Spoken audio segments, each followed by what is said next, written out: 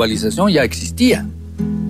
Porque la crisis financiera del 7, que se parece muchísimo a la del año pasado, que empieza con la caída de una casa comparable a la casa Lehman, y que deciden dejarla caer en lugar de salvarla, en México tuvo como consecuencia la quiebra de un sinnúmero de bancos. Y fue una crisis financiera que además intentó resolverse con aumento de impuestos. Con aumento de impuestos a las clases bajas. Deliberadamente he querido que tratemos el contexto y he retrasado el referirnos a Francisco Madero. ¿Qué me quieren ustedes decir? Madero lo que quería era que el pueblo mexicano, que todos los mexicanos, tuvieran las condiciones de libertad indispensables para su evolución espiritual. Eso era lo que le importaba realmente a Madero. Por eso se convence. Él platica de esta experiencia como medium, cuando empieza a ser medium escribiente, cómo se sienta con el lápiz en la mano una vez durante horas y pergeña unos garabatos, no es nada. Otra vez lo intenta y después de un buen tiempo de estar ahí sentado, escribe la frase: ama a tu prójimo como a ti mismo.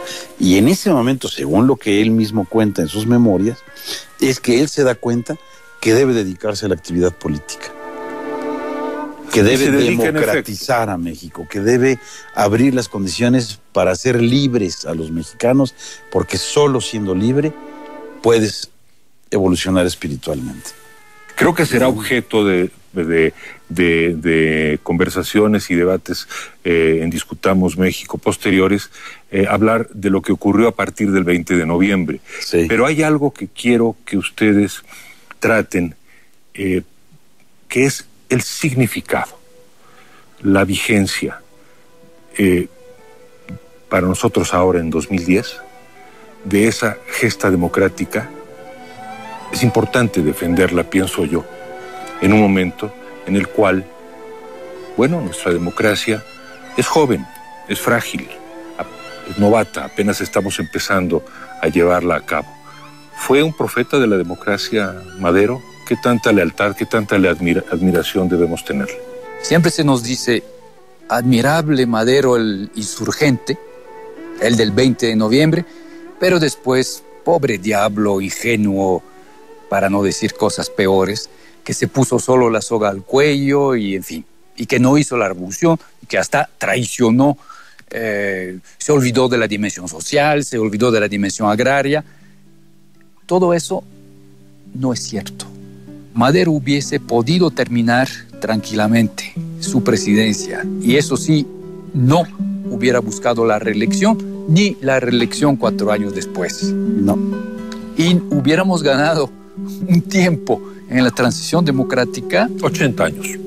Sí. Enorme. A la luz del presente, yo diría que la lucha de Madero nos debe hacer apreciar lo que tenemos hoy, que un tercio, tengo entendido, de la opinión pública cree que no tenemos, que es la libertad, con la que nos expresamos, con la que nos movemos, con la que nos organizamos políticamente, con la que criticamos.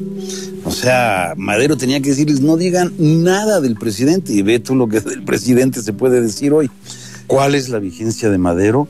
Su amor por la libertad. Pensar que solo con la libertad se puede evolucionar espiritualmente. Pues entonces la conclusión, amigos, si me permiten, recogiendo sus palabras, es que estamos ahora ensayando justamente el tipo de régimen que Francisco Madero, recogiendo la mejor tradición democrática y liberal de México, entrevió y por la que luchó y finalmente por la que murió. Recordar que la libertad es un fin en sí mismo y como el aire solo se aprecia de verdad cuando se pierde.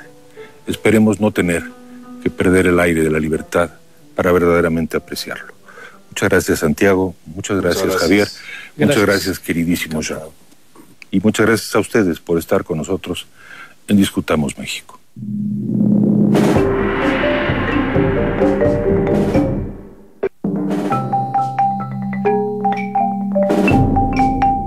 ¿Qué tal? Bienvenidos a una nueva sesión de Discutamos México. El tema que vamos a abordar el día de hoy es particularmente emotivo y apasionante. La vida de Francisco I. Madero, uno de los hombres, sin duda alguna, más notables, más eminentes de la historia mexicana. Manuel Guerra, tú has dedicado muchos años a estudiar la saga liberal, la saga de la familia Madero. ¿Por qué no nos cuentas de dónde viene Francisco Madero? La familia Madero estaba encabezada por un gran patriarca que se llamó Evaristo Madero Elizondo, que para 1910 era el mentor moral y material de 14 hijos, 56 nietos y 31 bisnietos. Te voy a platicar así, a grosso modo, el tipo de empresas que tenían y más o menos cómo las consolidaron. Digamos que el pilar fue una empresa textilera que para entonces se llamaba la Industrial de Parras, que ya tenían 40 años con ella. Al norte tenían ranchos ganaderos que exportaban con el ferrocarril. También tenían una empresa carbonífera, también tenían bancos, el Banco de Nuevo León, el Banco Mercantil, también tenían la metalúrgica de Torreón, tenían molinos de harina y estaban por abrir unos molinos de harina tanto en Tampico como en Yucatán. Bueno, entonces, tenemos aquí al primer nieto de don Evaristo Madero, primer hijo de don Francisco Madero. Ha nacido en 1873, ha tenido una buena educación, ha salido a Estados Unidos, ha salido a Europa, ha estudiado agronomía, ha ido a California a especializarse y ha llegado de nuevo a su tierra pensando en convertirse en un empresario como cuadra a la historia familiar. Y de hecho se hace cargo de empresas en el NASAS y es un hombre práctico y se describe a sí mismo como un hombre práctico. Pero en el momento en que viene el siglo XX ocurre algo muy importante en la vida de Madero y es que pone en práctica de manera mucho más clara su vocación mística de espiritista. Y esta vocación de espiritismo le va dictando en cierta forma la misión de salvar a México, de ocuparse, de involucrarse y participar en la política para hacer que México vuelva a ser una nación libre y democrática y abandone el régimen de poder absoluto. Madero viene haciendo de la segunda o incluso tercera generación de espiritistas mexicanos. Tal vez la segunda generación, si hablamos de personas que representaría Santiago Sierra, el hermano de don Justo, que fue un espiritista muy recalcitrante, 30 años más o menos mayor que Francisco I. Madero. Puede haber algunos espiritistas más viejos que serían una primera generación o unos antecesores, y ya la generación de Sierra sería la de los espiritistas mexicanos que abundaban. Todo mundo de las clases intelectual y bastante de la política practicaron el espiritismo, algunos como Santiago Sierra y otros más, con fe. En fin, era algo muy curioso porque estamos en la época del predominio de la ciencia.